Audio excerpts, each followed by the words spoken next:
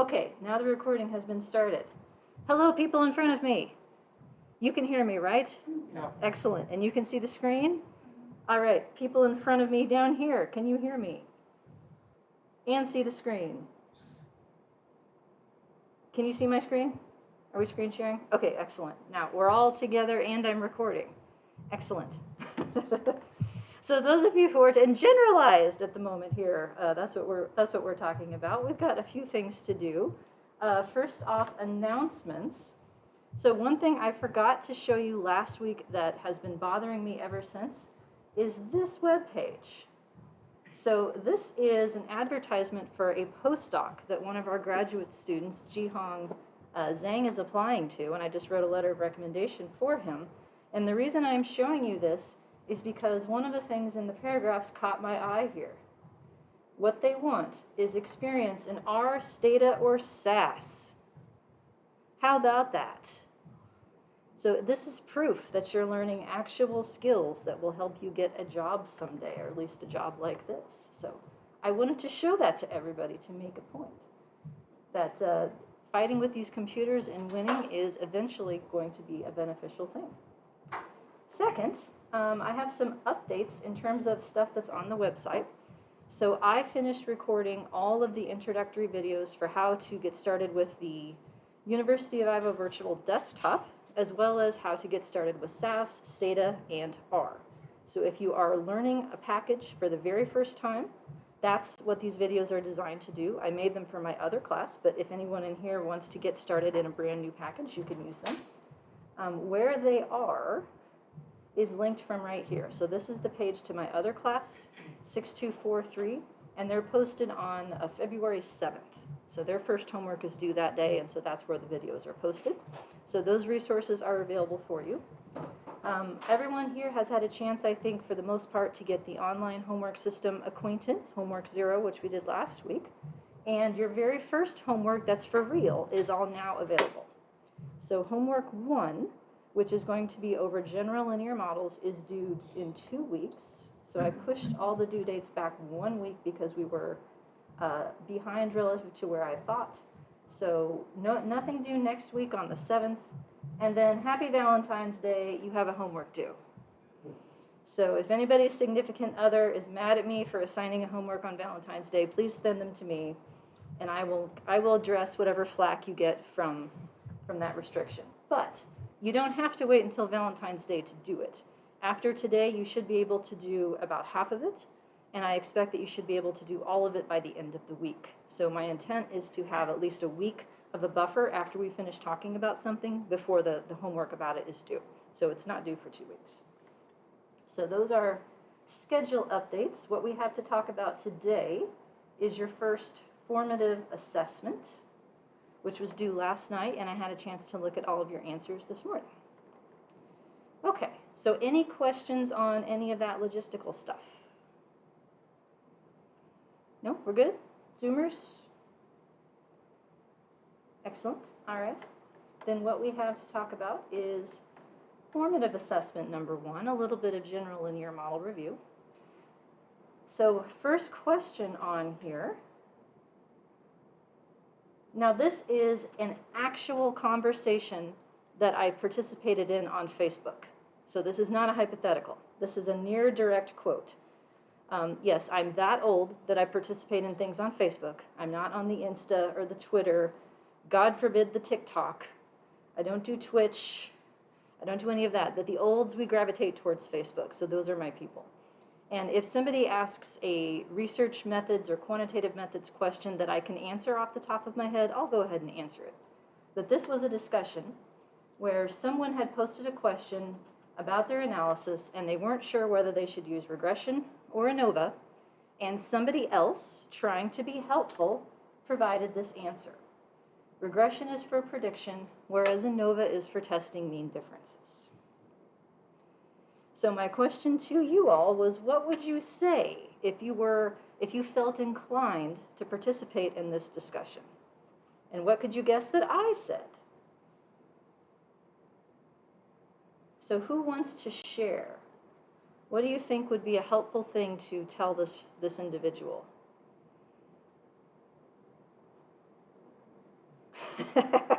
We have a chat comment in capital letters. Wrong. Perhaps. I try not to say mean things on the Facebook because mean things live on forever, as do nice things. You want to share your answer? Okay, say it loud so everybody can hear you. ANOVA is a regression with one categorical variable as predictor. And both ANOVA and regression can test many differences. Okay, so she said ANOVA is regression with a categorical predictor, and both ANOVA and regression can do what? To test the mean differences. Can test mean differences. I agree with all of that. Anyone else want to add to that response?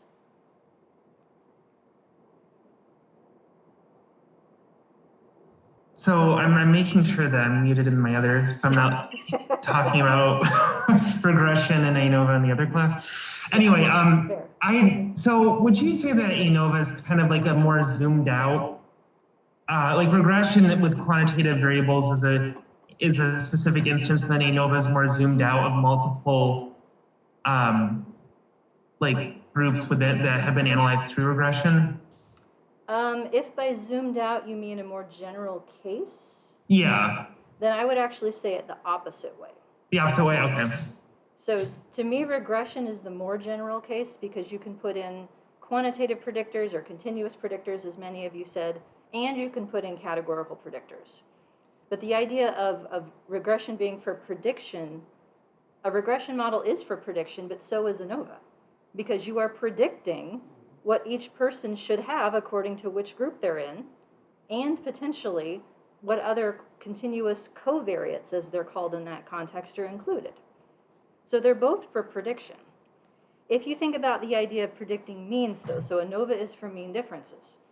Okay, let's say we start with two groups. You're in group A or group B. Each group gets their own mean, that's prediction. What if you ask somebody an opinion question and they answer yes, maybe, or no? Okay, that's three groups. Each group gets their own mean. What if you ask somebody a 5-point question where they can say strongly agree, agree, neutral, disagree, or strongly disagree? Now there's 5 groups. What if you allow people to have half points? You can answer 1.5 and 2.5 and 3.5.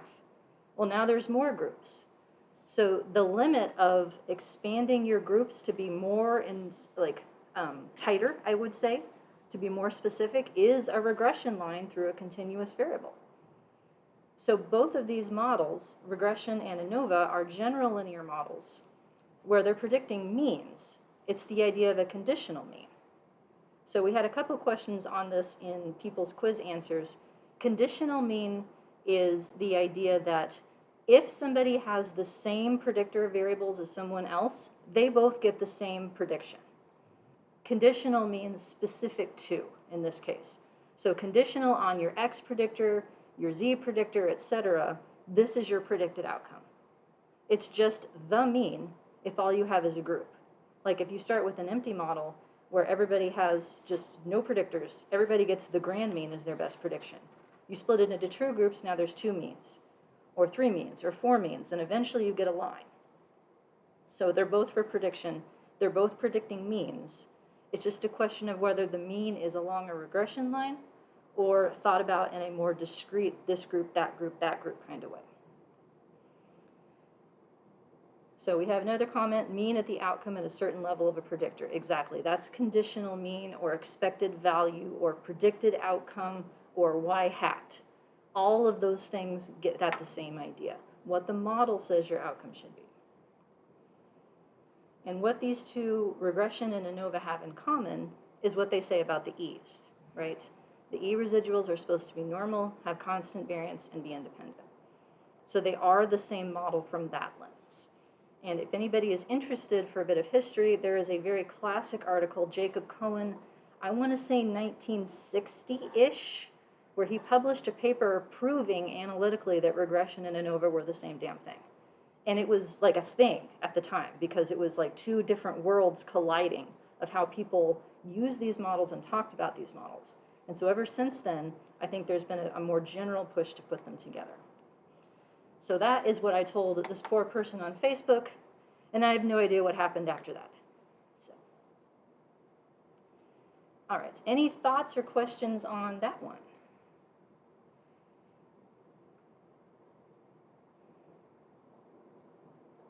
Kaylin says you found the article.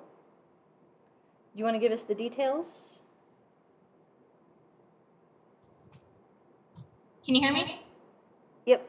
Yeah, we can Awesome. hear you in the class. I don't know that I really understood it very well. I looked it up after I finished doing this because I couldn't really answer the question. Like I could go, well, no, regression is not just for prediction. ANOVA is not, ANOVA predicts too. Both can compare mean differences between groups. And so, but I wasn't able to like actually answer the question of like, well, when do you use them? So afterwards I went and like Googled it and came across that article, and he got kind of technical and like gave an example of like how you could like prove it. And I just read through it and was like, oh, that's interesting, but I still don't really know what this means. I was gonna actually ask you about it, but you brought it up. So. I have not, it's been years since I looked at that, and I'm not sure I would be a great explainer, but I would be willing to try.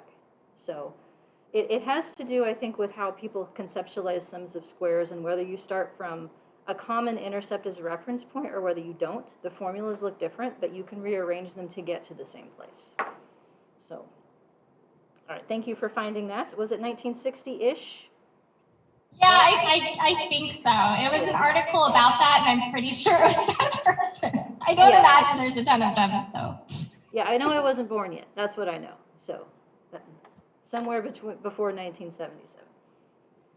All right, so general linear model questions for predicted value and for predicted slope. Everybody nailed this. I was so pleased. I have never had this many correct answers on the first try for this sort of thing. So yay, yay team, yay team. So to be able to do a little bit of typing, I pulled up a little document that I had so that I can help fill these in just to go over how we got the answers. So this is the equation in Word.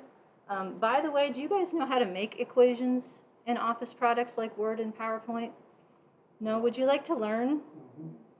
Because it's something that makes your papers look a lot nicer if you actually format the equations properly. So I'm going to come down here to a blank space and just do a quick demo. Insert equation is an option somewhere up in the menus, but the keyboard shortcut for it is Alt and then the equal sign. And when you do that, a little window pops up. Inside the little window, come on, type equation here. It's like, no, I'm not going to let you. You're trying to do this in the middle of class, aren't you? Come on. There we go. Now it'll let me. So the first part of it, if I go Y, so subscripts you can do with the keyboard as an underscore. So Y and then an I like that. If you hit, let me blow this up a little more. If you hit the space bar, it jumps into what it's supposed to. If I wanted to have a squared sign, by the way, so if I did something like Y, it'd be the caret, that's the thing that's above the 6, like that, and you hit space, it becomes superscript. So it's the same set of commands that the LaTeX language uses, that like real equation-y people, like real hard sciences and super statisticians use. But it's a lot faster than hunting and pecking for how things are going.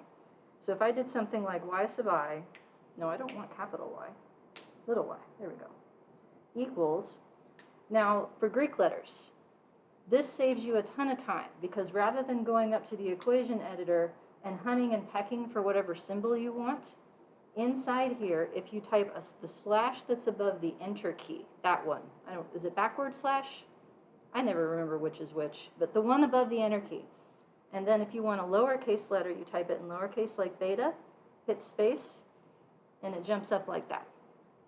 And so then I can do beta 0, hit space, plus, do it again, beta 1, etc. So that's how I did that. And then you can decide if you want it left aligned or center aligned or what have you. Comment from the audience, I'm sure that Icon uses LaTeX input for its built-in equation editor. Yeah, I think it does. LaTeX isn't something that I've ever needed to use because by the time I knew enough to have to start writing equations in my papers, Word was very good at it. So I never had to do that. There's another program I also use sometimes called MathType, which is a separate program that integrates into these. And actually, I had to use that for my book because the publisher required it. So I had to do it that way for those reasons. But anyway, this is how you make an equation. In Stata, if you want to type in an equation, what is does it have a built-in editor as well? This is just Word. So Okay. Stata doesn't have any formatting to its text. It's just plain text. Okay, that makes sense. This is a Word document that I'm typing into right now. And you can do it in PowerPoint too, although PowerPoint the file starts to get really big if you have a lot of equations and it gets to be somewhat slow. So anyway, that's how I did that. So how do we write a predicted outcome? So synonyms for that, what I'm asking for by predicted outcome, y hat. Expected outcome, predicted outcome, conditional mean. All of those words mean the same idea, and it means leave off the residual. So what is predicted for a person comes just from the fixed effects and the predictor variables. So just from that part is what we're going to be working with. So I filled in the equation here using not fancy text. And what number goes here if I want to generate a conditional mean for somebody with f of 2, g of 3, h of 4, and I of 5? What goes here, folks? 2. Yeah, don't think too hard. Everybody got this right. What goes here? 3. Yes, I'm watching the chat window, and I'm listening to folks. What goes here? Yeah, I tried to make it easy. I had a couple questions about centering. In the instructions for this, I told you to leave these uncentered, but that's a good point. When I give you instructions in homework for something like this, for somebody with an f of 2, I mean the original variable. So if you centered it someplace else, you'll have to do the conversion. Okay, what would 2 be in my centered variable? And input that new value. So we'll get practice doing that today in the example. This one goes here. This is 5, I think. And then a few folks missed this part. What goes in here? Yes, Word, I know. Thank you for correcting me in the middle of my class. What goes here? Yeah, still 2. And 3, because it's an interaction term. So some of you did the math and some of you filled it in this way, that's fine. And then the same thing here. So it would be a 2 and a 4 for these ones. Okay. So pretty much everybody got that without any issues. Any questions on that idea? Would I have been wrong if I multiplied out the interaction terms? Because I was very tempted to do that.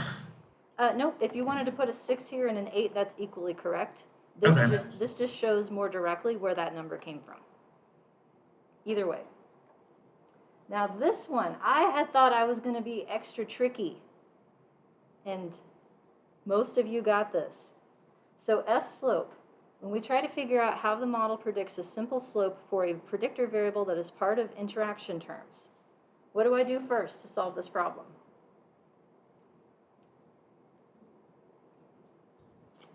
Pull out everything that has f. That's right. Find everything that has f. So that has an f, and these ones have an f in them, right? What's next? Get rid of f.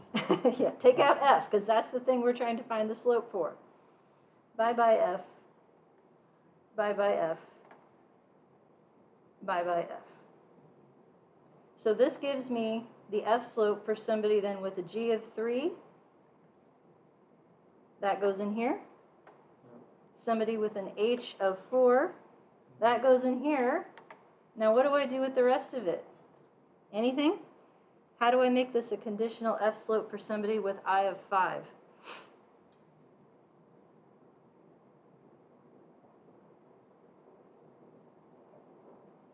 You're going to have to shake your head louder, Farhan. Do I need to do anything? Or is this correct as it is? Nope. This is correct. Why is it correct? Because f and I don't interact in this model. Beta 4 is that's the I slope for everybody. without interacting with I, this is the F slope for any value of I. So I thought I would be tricky, but most of you got it. So good work. Any questions on that idea as a concept? Today we're going to show you how to make the program spit out these numbers for you. Nope, we're good? Ghost emojis or thumbs up or whatever you got? Yes? People, you can nod or thumbs up me and people in person. Yeah, we're good? Good, good, good. All right, excellent. Then last but not least, theme songs. So today I had a chance to look at all your theme songs. Those of you who sent me theme songs that are related to children, YouTube would not let me save them to our playlist. So there's a few missing. I apologize. I put it together and put a link to it on Icon. I can send that out over email later on if you want. I thought I would share mine. This semester, my theme song, I've decided, is LL Cool J's Mama Said Knock You Out, circa 1990 or so. So to me, it's all about the first line of the song. It's "Don't call it a comeback. I've been here for years." That's it, right? That's my theme. Like, no, I'm back. And when I was in high school, about this time of year, I'd start running again for track, for spring track. And I would play that song on repeat, like, "Don't call it a comeback. Like, I'm coming back and I'm going to be faster this year. I can feel it." So that's my theme song for the early spring when it's very cold outside to be running. But I'm doing it anyway. Not now, because I don't have to do that anymore. So that's mine. We had quite a few excellent ones. Nobody picked Lizzo this time, which is like the first time in 3 years that that's happened. But thank you for playing along. I hope you enjoy listening to each other's theme songs. There's some bangers in there, as the kids say. Can I say that? Yeah, the people that I watch on the YouTube, if it's a good song, it's a banger. So I think that's a positive endorsement of music. So, anywho, that's what we did. All right, I think that's all I wanted to say about that. Switching gears then. Where I wanted to start today is example 1. So going over the actual implementation of all of these ideas. How do we get predicted outcomes? How do we get simple slopes? What do we do with the regression coefficients? And more importantly, how do we get the programs to do as much of that work for us as humanly possible? That's the idea. So this handout has a structure where I have code in SAS, Stata, and then R for doing everything. I think, I'm trying to remember, oh, yeah. This is, it doesn't have the SAS monospace output form on here, that's why this looks all crazy. I have SAS output for most things because SAS output is much easier to work with. This is going to drive me nuts. I'm going to have to get the PDF out for this one. 1 second. But if you want the, 1 second. Where is my Windows Explorer tab? Uh-oh. Come back here. All right, I'll open a new one. It's like hiding behind all my Zoom windows for reasons that are unclear to me. 1 second, Zoomers. There we go. Urgh. Growing pains. What I was going to show you is that inside, there's an example 1 download. Here's all of the original files. So if you don't want to look at the SAS output, you'd rather look at the R output or the Stata output, you can do so. And I outputted it into text files. So for instance, here's the R output. You move it to the other window. It's not very pretty, but you can edit it. So that's why I have it as a text file, so in case you want to take notes in that. But for the most part, the output looks pretty much the same across programs. Things might be in slightly different spots, but otherwise it's pretty transparent, relatively speaking. Now let me get the PDF version of this because otherwise the font is going to drive me nuts. Okay. And of course it's showing up on the other screen. 1 second. Come on, you can do it. Oh, this is embarrassing. I feel like my mother trying to use a mouse. There we go. See, everything is opening behind the Zoom window. and it won't let me move it, which is very bizarre. There, I win. I'm not that old after all. Now I gotta move the Zoom window back in place.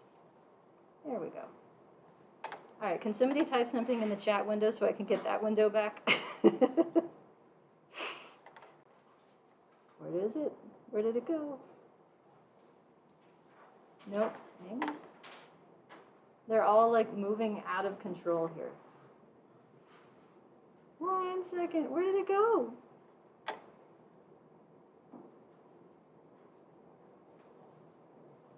Okay, there's that one. I can't find the chat window again. It's gone. Oh my goodness.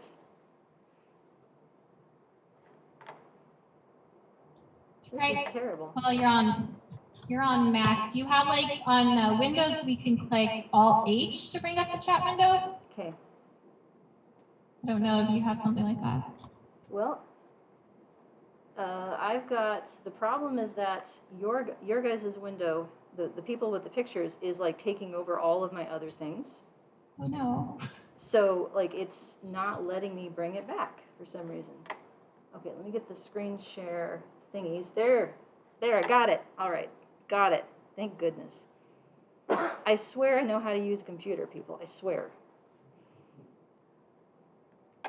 There. Okay.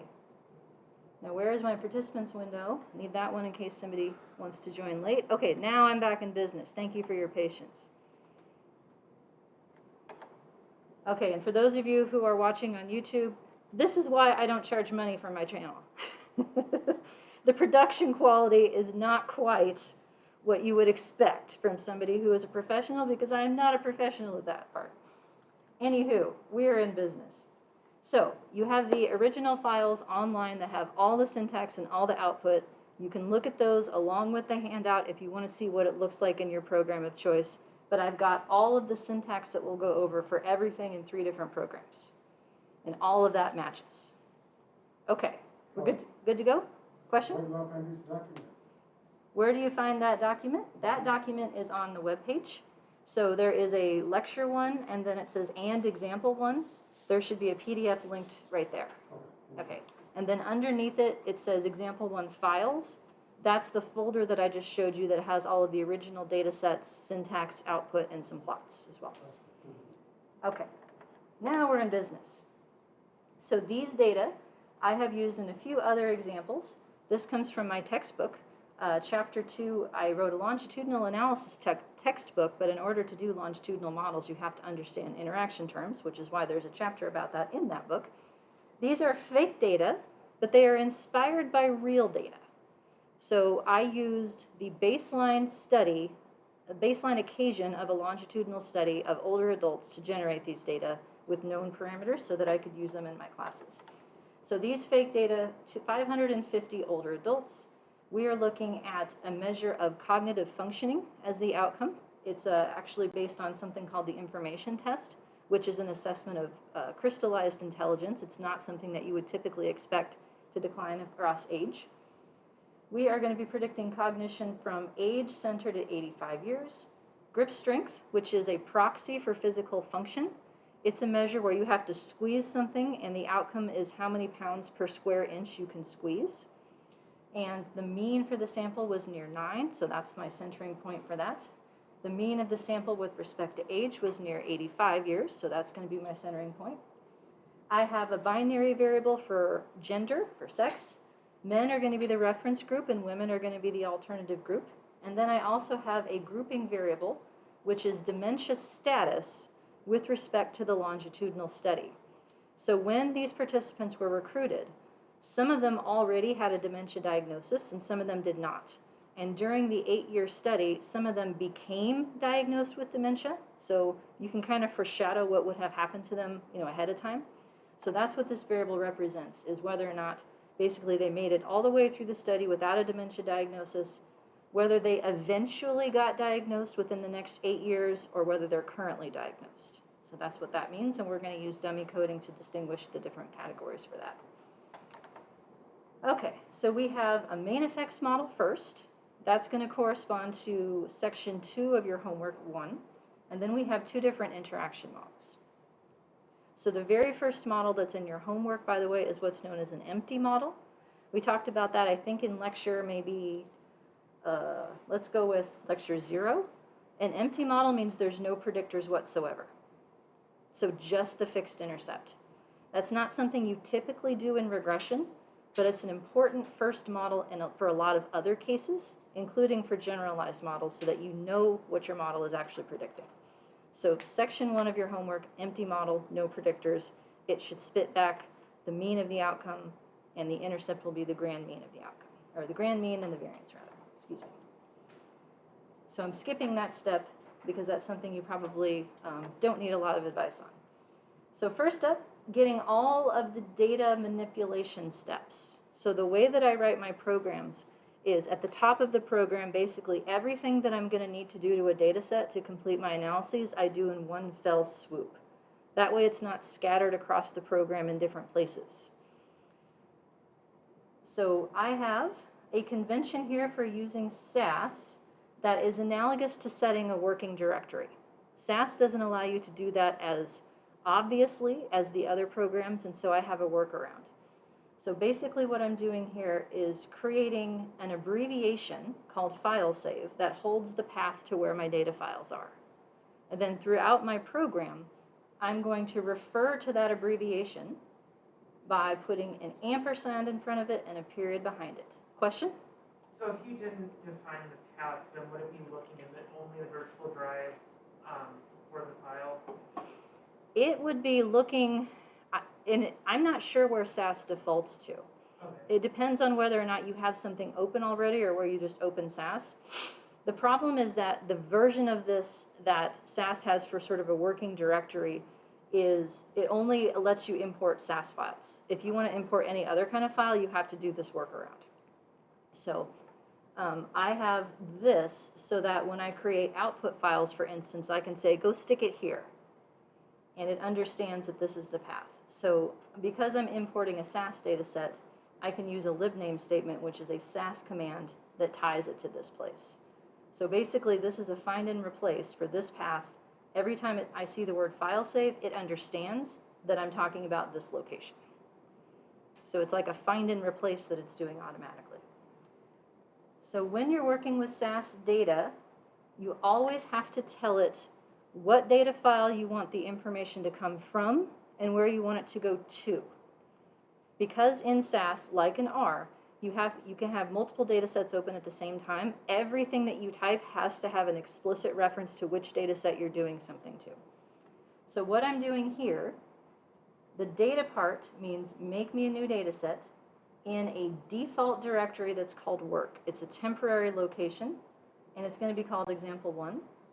The word set means from. So it's coming from this place that I just defined up here, and the data set name is chapter 2. So I'm taking my original data set, I'm bringing it into SAS, and I'm storing it in a different place. That way I don't accidentally write over it and screw it up. So I am working with a copy of it for safekeeping. So the copy is going to be called example 1 in this place. Here's how we make new variables out of old variables. So the word that comes on the left of an equal sign is the name of the new column that's going to be created. What it's being created from is to the right of the equal sign. And in SAS, everything ends with a semicolon. So in my naming conventions, when I create a new predictor for analysis that's been centered, I always put the centering constant at the end of the name. That way, when I look at it, I know exactly what it means. If you call it age-centered, then you have to look back at your code and be like, where did I center that again? And which file is this? So age 85 to me just tells me, okay, my reference point, 0 is 85. Same thing with grip 9. So I have an original variable called grip. I'm subtracting 9 from it to center it at 9. So my reference person for any model that has these two predictors is going to be an 85-year-old person who can squeeze 9 pounds of grip strength. Then here's an example of how you would code categorical predictors. So for instance, in your first homework, you're going to have a 4-group variable to work with. This is a 3-group variable. The original variable is called dem group, and it's either a 1, 2, or a 3. I am creating 2 new predictors for it. So if I have 3 groups, then I need 2 slopes. If I have 4 groups, how many slopes do I need? If I had 4 groups, how many new variables would I need? 3. Cough, cough, homework question. So I only have 2 here. You'll need to make 3. I have set it up so that group number 1 is my reference, because these 2 new predictor variables right here are both coded 0. What this means to me is dem nf is going to capture the difference between none and future. So I'm naming these in a way that means something to me. For your homework, I would encourage you to use your own naming conventions that mean something. Likewise, nc is going to be none versus current. So none is my reference. The first new variable is going to capture how future differs from none. The second new variable is going to capture how current differs from none. And then the remaining contrast is going to be found as a linear combination of those 2. And then I throw on labels. Notice semicolon only at the end of the labels because this is one giant command with multiple labels being thrown on at once. And last but not least, this is not something you have to worry about in your homework, but it is something you'll have to worry about in your life.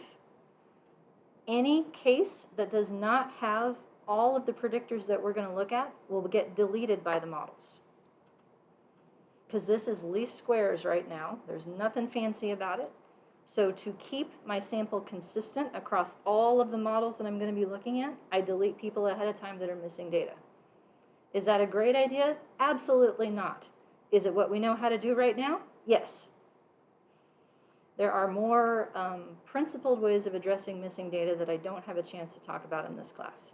Maximum likelihood or multiple imputation or Bayes would be the 3 alternatives for that. But I made these data. These are fake people, and they answered every question. That was a joke. They're fake. It's simulated data.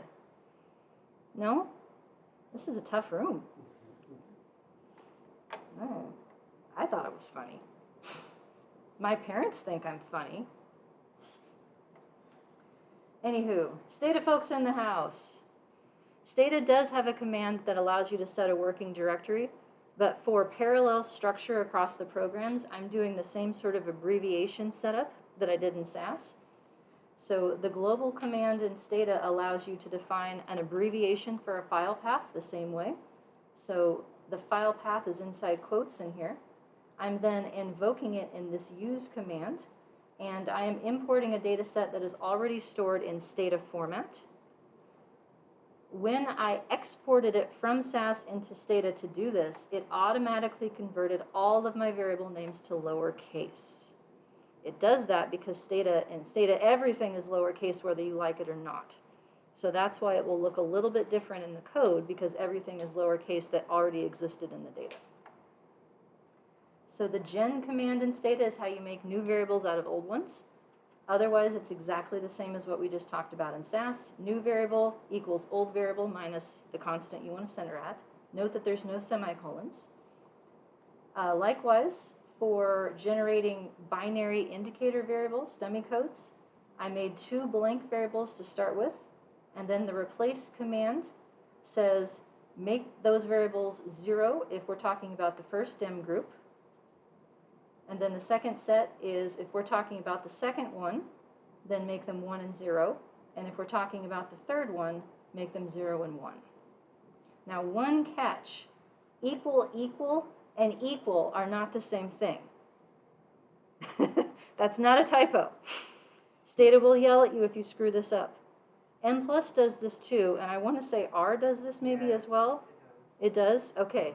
So equal, equal means I'm saying an equivalency. If this is true, then do something. Whereas equal just means set it equal to 0 or 1 like you would think it does. So conditional logic uses equal, equal. And then I labeled the variables, and then I kicked out anybody who was missing. Same as that. Okay. So any questions so far on the SAS code or the Stata code to create these new variables? Now, I'm guessing this is something that most of you have done before. Maybe not in this program, but in concept. All right, R folks. So I am using the same file save convention in R rather than setting the working directory because I am outputting things to the same place. And because I want to have the option within a program to have more than one working directory at the same time, and I don't know how to do that. So I'm doing it this way. There is no way in hell I would have figured out this correct path had I not gotten help. So I'll just put that out there. The easiest way to figure out where your stuff is in RStudio. You can navigate to where it is in the file, and then there's a menu that says Set as Working Directory. That will echo the code that it just wrote to do those Windows commands to your console, and then you can copy it and see what it thinks your code should have been. That's what I would do, and that's what I demonstrate in the videos that I made too. So I am setting this same place as my abbreviated directory. I am telling it what the name of the SAS dataset is that I'm going to import, and I'm importing it as a SAS dataset into R. Why am I doing it that way? Because when I made all of these example files for my book, I didn't know how to use R. So I don't have R example files. So I'm starting from SAS. That's one of the things that I hope to be working on at some point in the near future. So I downloaded a package that is called Read SAS. And can you guess what it does? It reads SAS files. Who knew? All of my R programs, by the way, have the libraries at the top. So you do not have to worry about that. I have code that basically says, check to see if it's installed, install it if not, and then load it. So if you run my programs, you will have all the libraries that you need. And if you ever find one that's missing, please let me know because that's a screw up on my part. So I am reading in. This function paste0 attaches these two things together. So I'm reading in from this place a SAS file with this name and this extension. .sas7bdat is what the SAS files are called. I don't know why, it just is that way. And then, because I have found inconsistencies across different packages as to how data are imported, I always do this little part right here first. I convert it to a data frame so that I can actually use it. It's not a table or a tibble or whatever the hell other kind of thing that you can have. It's a data frame. And then I'm sorting by person ID, just in case I hadn't done that already, so that it will look like everything else. Then inside my example 1 data set, I am making a new variable called age 85 out of the old one, and the same thing with grip.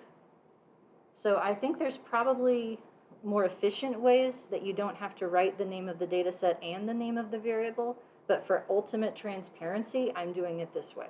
So you can see just from looking at it what data set you're working in, what the name of the column is. So these are my new variables. Likewise, I've got dummy coding here, creating new variables dem_nf and dem_nc, starting with missing values, and then selectively recoding them. If it's group 1, both of my new variables are going to take a value of 0. If it's group 2, then it's 1, 0, and if it's group 3, it's 0, 1. And R won't let me add labels. The packages that I found to do so then end up screwing things up downstream for the analyses. And I complained to Jonathan about this, and he's like, yeah, just don't have them. Okay, I can't handle that. That to me is like terrible housekeeping. So I put them in as comments, all right, because you need to know what your stuff means. And if you hand your code off to someone else, they might want to know what these variables mean too. So it's in comments. And then I am selecting cases that are complete on all of the variables that are in columns 1 through 6, same as in the other programs. Okay, any R questions so far? Just setting up the data.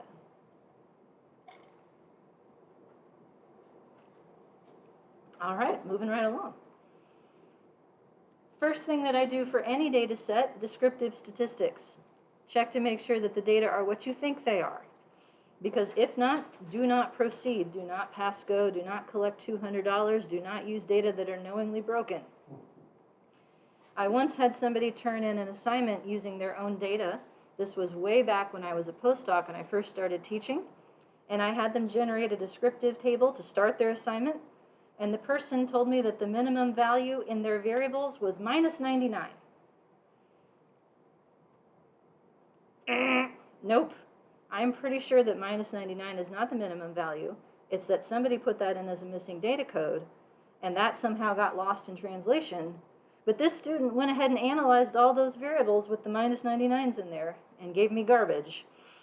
So just even though we're learning complex things, the basics never go out of style, right? Check your descriptives to make sure that the variables are looking the way that they're supposed to given how they're measured. So for quantitative variables and my binary sex variable, I'm going to do proc means, which gives me n, mean, standard deviation, minimum, maximum. I also asked for variance to make a point. And proc freq is how I get categorical variable summaries. Freq stands for frequency. This gives me a cross tabulation by having the star in between. The analogous commands in stata, I put a format statement in here to control the number of decimals that are printed to make the output look a little nicer, but you don't have to. Summarize can be used for all of those variables, and tabulate is the command that's analogous to proc freq to get frequencies and cross tabulations. And I am using the psych package in R to do this. So there is a package called psych written by Bill Revell at Northwestern that does a whole bunch of like standard kinds of descriptive stuff. The describe function is what I'm using in here. The data set I'm working with is X1, and then I am using this concatenate function to tell it that I want those particular variables described. Not the whole data set, just these columns in particular. And then the table function gives me frequencies for the dem group and sex variables as well. So here's what we end up with. The mean of cognition is roughly 25 with a variance of 120. It goes from 0 to 44. Our age ranges from 80 to about 97. And grip strength ranges from nothing, I guess you couldn't do the task, all the way up to 19. And about 58% of our sample reported that they are women. Then we have dem group by gender. We can look at the frequencies and percentages for these categories as well. Note that most of the sample is in dem group 1 here. They have the no dementia group. So right off the bat, in terms of power, I know that when I'm looking at these dementia group differences between the groups coded 1, 2, 3, I'm going to have less power to talk about differences among 2 and 3 because they have less people. So just making that point relative to 1, I've got a lot more power to detect differences for the none group than I do for these 2 groups. Okay. Any questions? All right. Main effects model then. So this is section 2 of your homework, essentially, that we're talking about. So if I'm going to put in all of the predictors that I care about, just their main effects right now, so no interaction terms. More specifically, I am setting up a linear slope for the effective age. I am also specifying a linear slope for the effective grip strength. In an earlier handout for my other class, I explored alternatives to that, but since I set the data up this way, I can tell you that linear is sufficient. I have a linear slope of the differences between men and women because that's all I can have. If I only have a 0 versus a 1, there's only one possible slope between the two. And for my dementia group variable, I am putting in the 2 new predictors that I created that have been dummy coded. So beta 4 is going to capture the difference between none and future, and beta 5 is going to capture the difference between none and current. And just noting the notation here, cognition gets an I because that's a column that's individually varying. Likewise, age gets an I, grip gets an I, all the predictors get an I. E gets an I because each person has their own residual, the discrepancy between what the model says for Y and what it actually is, but none of the betas have an I. In this class anyway, ha ha ha. That's a joke for those of you who've suffered through longitudinal or clustered before. The betas are fixed effects, meaning they are constants that are estimated by the model. So I make this point because I see a lot of badly written equations by folks who are trying this for the first time. The subscripts mean something. And then I also have in here the logic by which the model does indeed tell us about the difference between future and current. So if the adjusted mean for the current group is going to be beta 0 plus beta 5, because that's when this turns on for a 1, and the adjusted mean for the future group is going to be beta 0 plus beta 4, then the difference between those two is right here. That's how the model tells us the difference between future and current. So that's an example of what I call a linear combination of fixed effects. So we can ask for this piece of information additionally, besides just the betas that are spit out as part of the regular model. Okay, any questions on the model?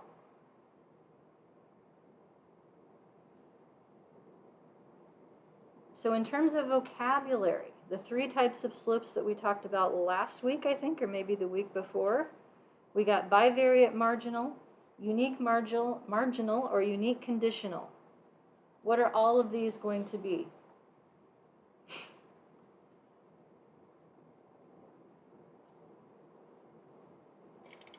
Unique marginal? Unique marginal, yes indeed.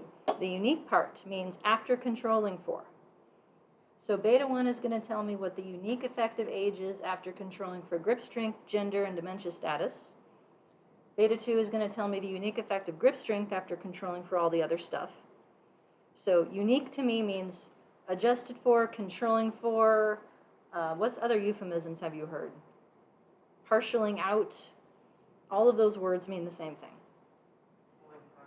Holding constant, yep, that's a good one, I forgot that one. Yep, so all those mean the same idea. And then the marginal. Beta 1 is the age slope for everybody, according to this model. Beta 2 is the grip slope for everybody. Each of these is marginal, because there's no interaction terms that they're involved in yet. So we're using in SAS, ProcGLM. In SAS, you do have to tell it what data set your variables are coming from, that way it understands.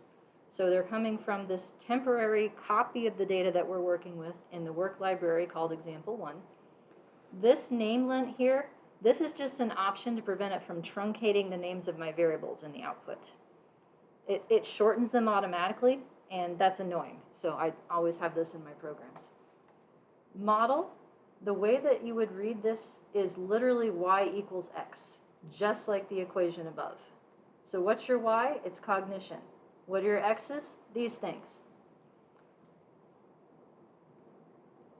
So first way to screw up your homework, forget to center your predictors. This is the centered version of age 85 and grip 9. So if you get the right residual variance out of your model, that means you've got the right information in your model. If you get the wrong fixed intercept, that means you forgot to put your centered predictors in, or you centered it the wrong place. Because the intercept is when all this stuff is 0, you'll get the right intercept if you have the right centering and coding. Alpha equals 0.05 and CL parm give me confidence intervals around those things. Solution, by the way, is the actual answers. That is not a default, as crazy as that sounds. You have to ask for that. And SS3 refers to type 3 sums of squares. We're not going to worry about that in this class, but otherwise it spits out a couple different kinds and it clogs up your output. Yes, sir? So the reference group for like the intercept for that model would be someone who is 85, grip strength of 9. Was 0 associated with male or was 1? So we're talking about who's the reference group, and so far we've got an 85-year-old who has 9 pounds of grip strength, and the way that I write these is the person who is the reference, that initial is first, Okay. and then the alternative group is second. So MW to me means the men are the 0 and the women are the 1. So yes, an 85-year-old with 9 pounds who's a dude, and then NF and NC means never having dementia. That's the reference point for this model. Then the slopes are going to talk about how the predicted values move your reference point along the regression lines. Yep. Question? Can I center the binary variable like a acceptable? Can I center? Can you center? Can centering, like -85, -9? In this data set, it was already coded as 0, 1, so you don't have to. But in general, yes, you want somebody to be your 0 group and somebody else to be the 1 group. An alternative is effects coding, in which case it would be like -1, 1, so that the middle of the two is the intercept. But to me, that's weird because nobody actually has that value. Okay, 1 second. Questions from the Zoomers? Anybody? We good? Okay, and then Nathan, and then Vladimir. So would this be a Mancova since there's a mixture? No. It's not. The man part means multivariate, and we're only predicting one thing. Okay. This, we could go ANCOVA with this if you wanted to get a regression-ish. It's a mixture of categorical predictors and quantitative predictors, whatever you want to call that. ANCOVA would be the closest thing. Okay, do you have a question? Yeah, yes. My question is because in the assignment, so you are going to define what pair of means do we have to see? Because, for example, in this case, I can see 4 different means based on sex, because the reference level it is men. Yep. So there you have 2 adjusted means. Mhm. In the them variable, if you change the reference, you are going to have 2 new set of variables. So you are Yes. going to say what pair. Yes. Yes. Okay. So I think Nikki mentioned this, that like read the instructions as a pro tip for getting homework done. Yes, the instructions will be explicit. Center here, make this the reference group, use this coding scheme. So all of you should be approaching the problem the same way. That will cut down on the number of possible mistakes. Okay. So I'm going to skip ahead for a second and talk about the model setup, and then we'll get to all the other stuff. One more question? Yes, but we are talking about centering variables, but what do you think about using standardized variables? What is the difference between centering or what is a better practice, to center variables based on the meaning or the standardized variables? So question was, what if I decided to standardize these instead? Yes. So if I made these z-scores, for instance, Yes. or Exactly. t-scores or something to where there was that, if I were only going to look at main effects models like this, I'd say, sure, if you want to, but the interpretation of a standardized effect becomes murky once you have an interaction term. Because if you take 2 standardized predictors and multiply them, that is not the same thing as taking your 2 predictors, multiplying them, and then standardizing the product. So how do you standardize them? The other thing that makes it weird in dummy variables like this is if you try to standardize those, you end up with a different standardized coefficient if one group has more people in it than the other, because it's standardizing using the variance of these variables, and the variance in binary variables is a function of the mean. So in complex models, standardizing gets murky would be one word. Squishy would be another word that I would use, where it's kind of like the right answer is ambiguous. So if you're interested in coming up with effect sizes, I would probably recommend something like a semi-partial eta squared instead. I debated adding those into this example, and it was already 30 pages long or something, and I decided that that was enough for one set of examples. But the semi-partial eta squared is the amount of the r squared that is due to that variable. Mm-hmm. I like that better, because then you're not referring to any kind of standardized unit that's ambiguous. Each generalized model that we end up with is going to have its own way of indicating effect size from the parameters as well. So we're kind of leaving the world of standardized coefficients behind, I would say. Okay. All right, so this is the model set up in GLM. Skipping all this stuff for right now.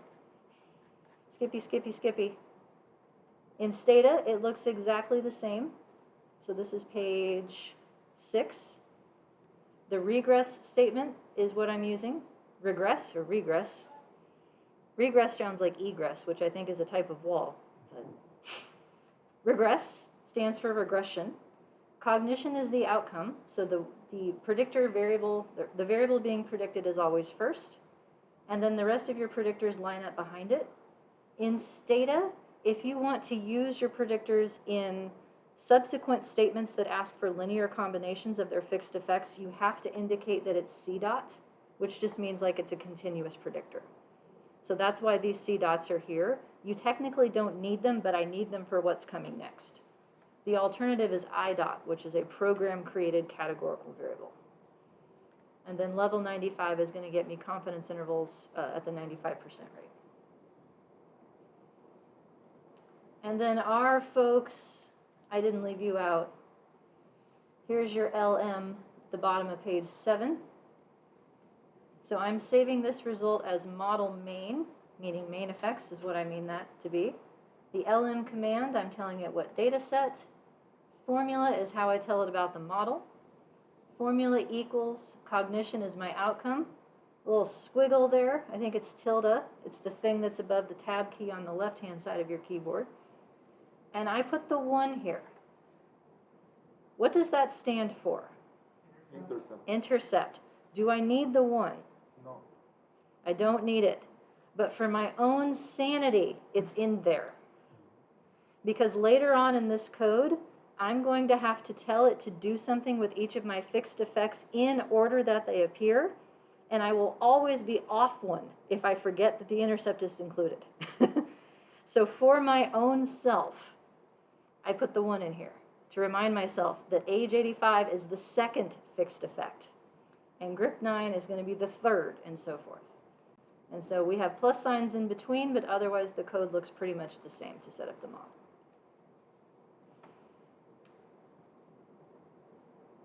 In R, I have 2 additional commands right under it. Summary, which of course means, hey, you know that thing you just did? Can I see it? And it actually makes it go. And then ANOVA as a separate command, because by default the output that you get doesn't actually have the residual variance in it. It has everything else but that. So I added this little piece just to get that 1 number, because in all of my homework, any data that has a residual variance as part of the model is going to be in there, so it's a way to check to make sure you have the right model. I will use log likelihood in models that we switch over that are not estimated in least squares. But every model that you'll ever fit will have the first question, did you get the model right? And residual variance is one way to do that. So you need that number. All right. So I do have output in each of the programs. I forgot what I had done with this example. We got just a couple minutes left. So here's the SAS output, the standard stuff, and then we'll go over the extra things. Here's my sums of squares model summary table. So this is telling me that I put in 5 predictors. I could have put in 544 more, meaning 5 is my numerator degrees of freedom for the model test. Denominator degrees of freedom, 544. Sums of squares tells me the amount of information captured by the model relative to information left over. If I then divide by degrees of freedom, I end up with my mean squares. Divide those things, I end up with my F. So one of the things that you get by default in all of these programs is a test of whether or not the 5 predictors work together to significantly predict your outcome. The effect size for this F is your R-square measure. So of the total variation in cognition, this model that has 5 slopes in it captured about 28% of it.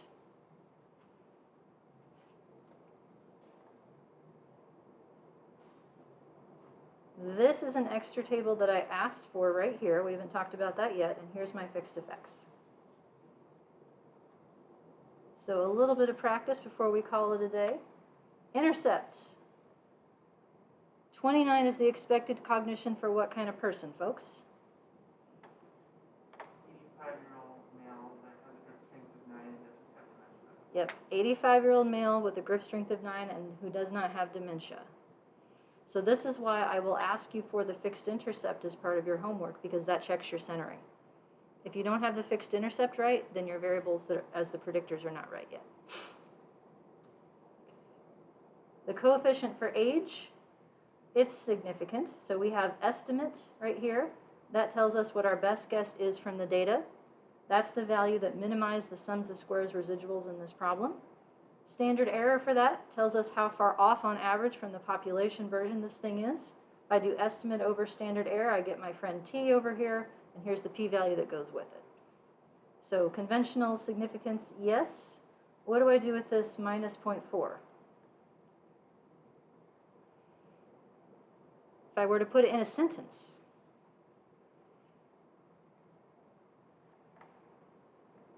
yep, go for it. For each unit, or I'm guessing the cognition scored in points. Cognition is, yeah, you can go with number correct on cognition. Let's go with that. Age is scored in years. So for each year that is increased, cognition decreases by 0.4. Yep, so for every additional year of age, cognition is expected to decrease or be lower by 0.4. So older people are doing less well on this outcome. That's what we just found out, as one might expect.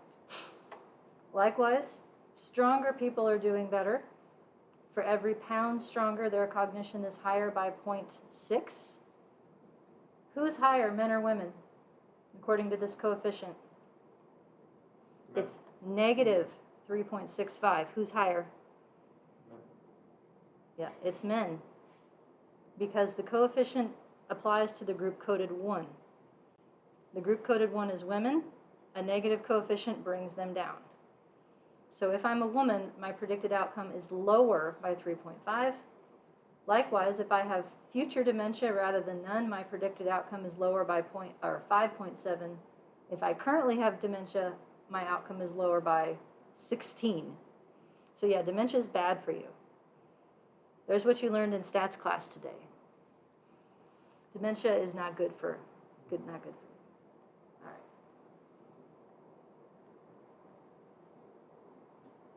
So where did the rest of this stuff come from? That's what we have to go over next time. So 144, got to wrap things up. Any questions for the group before we call it a day? Yeah. Yeah, go ahead. With these results, based on the fact that we are using center predictors, if we would like to compare the adjusted means, we can take the means directly from the results, no? Yep. You can use these results to make any kind of comparisons that you want to. All right, then before we eject, I want to remind everybody, on Thursday, we're back to Zoom only. We're getting kicked out of this classroom to have comprehensive exams in here instead. So I'm losing my class. I'll be back on the Zoom from my basement. I hope to see everybody then. All right, that's it. Take care. Thanks for joining us. Bye, everybody.